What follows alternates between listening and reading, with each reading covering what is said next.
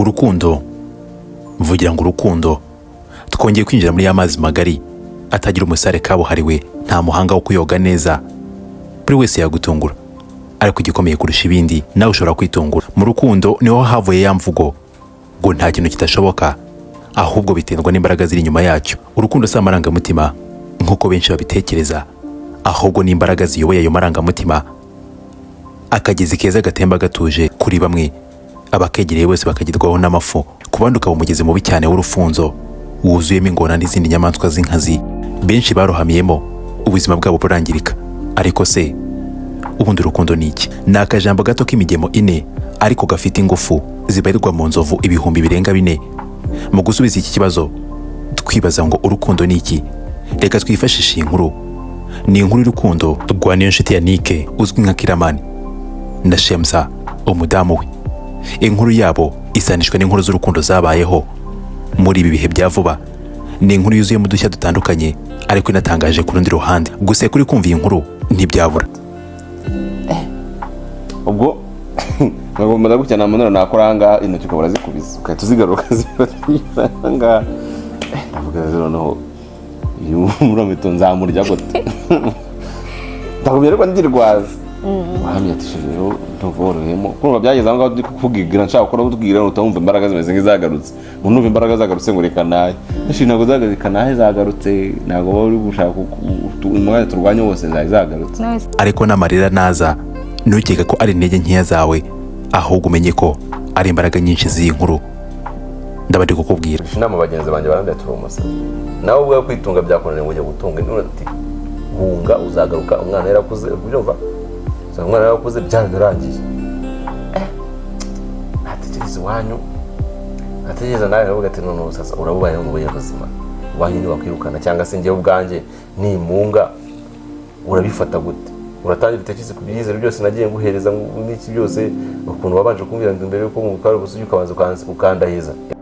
Bikakureba ko wakoze subscribe, kuko ari inkunga ikomeye ubugeneye ibikorwa dukora.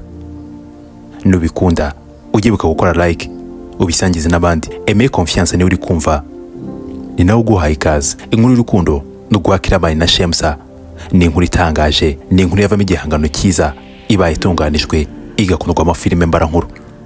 Ubundi buryo yaryohera abayumva ni ukuyikoramo exclusive documentary cyangwa se icyegeranyo cyihariye, niba ariko nabyita. Uyu munsi nanjye nicyo nakoze. Inkuru y'urukundo rw'aba bombi itangizwe n'umugore witwa Asia cyangwa se Mama Flower. Uyu mugore yahoze ari umuturanyi wa Kiramani ubwo yarakira umusore batuye mu Biryogo. Mama Flower cyangwa se Asia icyo gihe nta televiziyo yagiraga, kandi nk'abandi badamu nawe yigikundiraga kureba filme. Uyu mugore yaje gufata icyemezo cyo kuzajya ajya kureba mu disque bana, ndavuga aba basore n'inkumi bacuruza filme ku muhanda. Yarangiza akajya yishyura amafaranga make, ubundi akarebera filme kuri uwo mu DJ. Asia cyangwa se Mama Flower yaje gutangira gahunda ye, akazajya ajya ku mu DJ bari baturanye ariwe Kiramani, n'ubundi akamuha igiceri cy'ijana akareba filme ebyiri. Ibi Kiramani yaje kubikunda, maze Asia nawe akajyaza mu masaha ya saa 8 aje kureba filme ebyiri, maze Kiramani akamusigira imashini akabareba filme, ubundi nawe akajya kwitemberera kuko atabaga afite abakiriya benshi. Umunsi umwe kuwa gatandatu tariki 15 z'ukwezi kwa gatatu umwaka w'2014 ahagana saa 8 z'amanywa, ubwo Kiramani yari mu kazi ke ko gutanga filme, Shemsa umukobwa mwiza cyane yaciye kuri uyu musore Kiramani, maze ngo Kiramani amubone. Ibitekerezo bihindura injyana, amaso ye ajyana amakimbirane n'ubwonko, byombi byibaza biti ninde wabeshya undi? Ni amaso yarebye nabi cyangwa n'ubwonko buhise buzamura agaciro k'ibyo amaso yarabonye? Uyu mukobwa w'urubavu ruto akimara guca kuri Kiramani yagize amatsiko yo kwibaza aho uyu mukobwa agiye. Kubw'amahirwe asanga agiye kuri ya nshuti ye yajyaga iza kureba filme. Kiramani yaje kubwira Asia ko yakunze uwo mukobwa, ubwo Asia yaraje ku muhanda, maze Asia amuha inkwenene kuko yumvaga ari amashyengo. Kiramani yakomeje kumubwira yuko ibyo avuga akomeje, maze Asia ati ubwo rero nawe urabyumva, urangurira maze nguye pasi. Kiramani yabwiye Asia ko yamuha icyo ashaka cyose, ariko agakunda akabona Shemsa, umukobwa w'imiterere itagira uko isa yarabonye bwa mbere.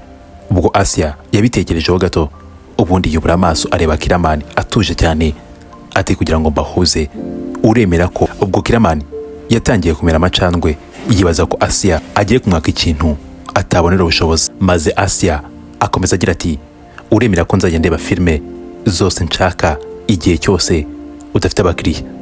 Kiramani yariruhukije aramubwira ati abasha none rero turamwana bigacamo ndabikwemerera. uyu munsi Asia yahise ahuza Kiramani ndetse na Shemsa, maze Kiramani akoresha neza amahirwe yari abonye asaba urukundo Shemsa binyuze mu mitoma myinshi kandi yuje ubuhanga, ariko Shemsa ntibyamufata. Mu rwego rwo kumwikiza amwaka umwanya kugira ngo abitekerezeho neza. Ubwo Kiramani yasubiye mu kazi afite ubwoba, ariko agomba kuza kugaruka gufata igisubizo. Bigeze mu masaha 11 z'umugoroba, Kiramani yagarutse kwa Asia kuko ariho Shemsa yari akiri.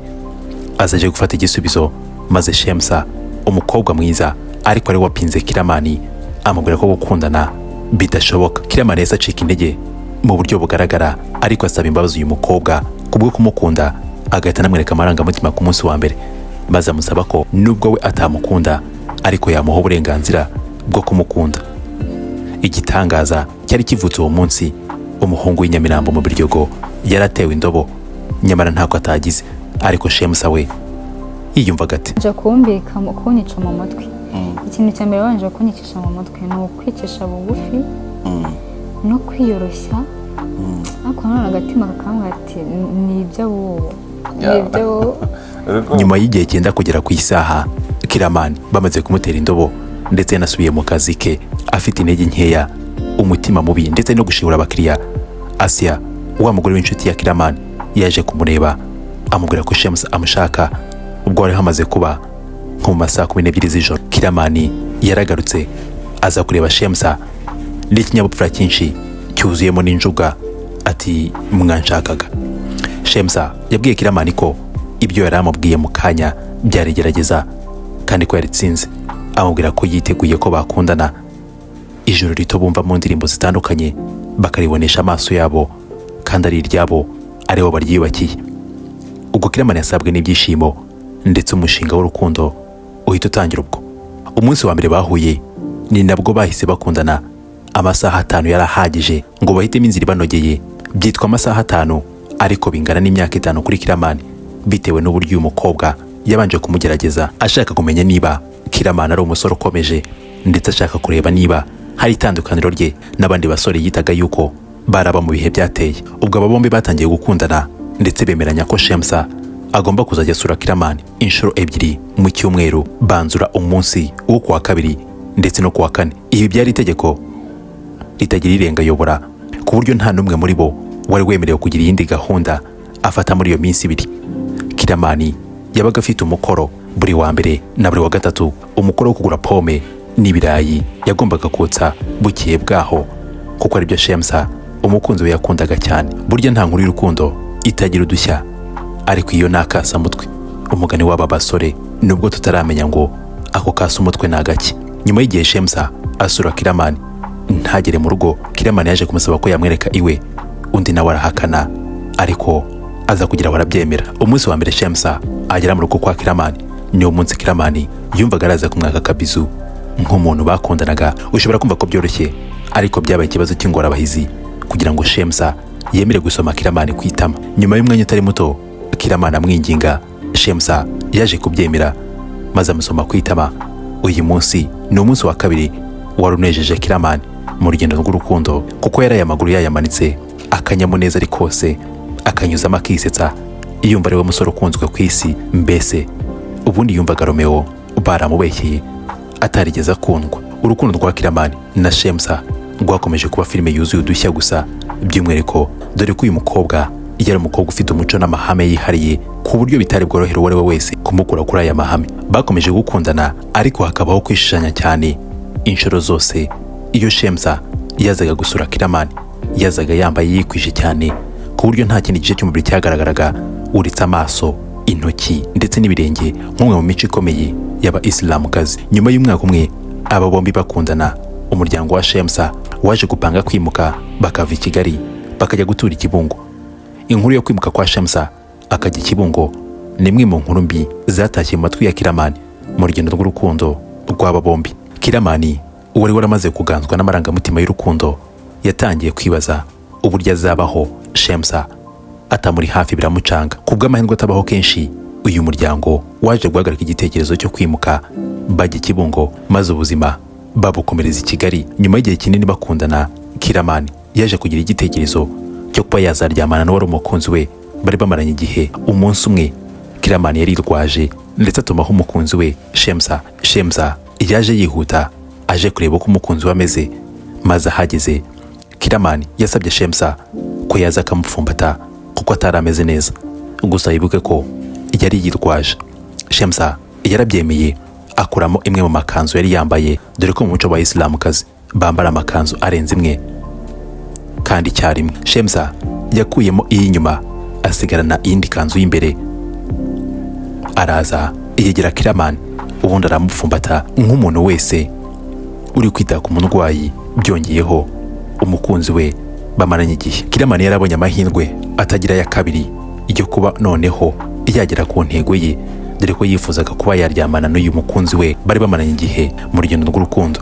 Ubwo Kiramani yatangiye kujya akora kuri Shemsa gake gake, ariko Shemsa intoki akazikubita. Kiramani ntiyacitse intege, yakomeje kujya yongera agakora kuri Shemsa, ariko Nyiramwiza intoki akongera akazikubita. Kiramani yatangiye gushyiramo akabaraga, wibuke ko yari yirwaje, nuko atangira gushyiramo akabaraga ashotora Shemsa ngo baryamane, ariko undi intoki agakomeza kuzikubita amwigeza ku ruhande. Nyuma y'umwanya mutoya bari muri ibyo, Shemsa yabwiye Kiramani ko abona imbaraga noneho zagarutse, ubwo noneho yataha nabwo akajya kwita ku byo mu rugo. Kiramani yaramwangiye, ariko ageze aho aremera, maze Shemsa arataha, undi nawe asigara aryamye atageze ku ntego ze. Ukwezi kwa kabiri umwaka wa 2015, uyu mwaka ni umwaka wahinduye byinshi ku nkuru y'urukundo rwa Kiramani na Shemsa. Muri uku kwezi kandi nibwo mu rugendo rwabo habonetse impinduka. Wari umunsi umwe ubwo Shemsa yari yasuye umukunzi we Kiramani, ubwo barimo bishimisha. Kiramani yaje kwiba umugono na Shemsa, maze agera ku ntego ye yo kuryamana na Shemsa, intego yaramaranye igihe, ndetse akaba yaramaze igihe abiganiza Shemsa, ariko Shemsa ntabyumve. Uyu munsi wabaye umunsi udasanzwe ku mpande zombi.